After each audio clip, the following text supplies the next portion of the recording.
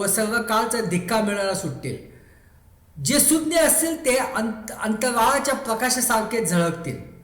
पुष्कळ लोकांना नीतिमत्वेकडे वळणारे लोक युगानुयुग ताऱ्याप्रमाणे चमकतील. हे दानिएला, तू अंत समयापर्यंत ही वचन गुप्त ठेव व हे पुस्तक मुद्रित करून ठेव.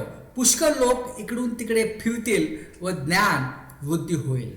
तर प्रियानो, आपण शेवटच्या दिवसात येऊन पोहोचलेलो आहोत. आणि इथे जी भविष्यवाणी दिली गेली आहे की इथे काय म्हटलं आहे की लोक इकडे तिकडे फिरतील व ज्ञान वृद्धी होईल. आणि हेच आता झालेलं आहे. पुष्कळ लोक जे आहेत ते इकडे तिकडं संपूर्ण जगामध्ये फिरत असतात.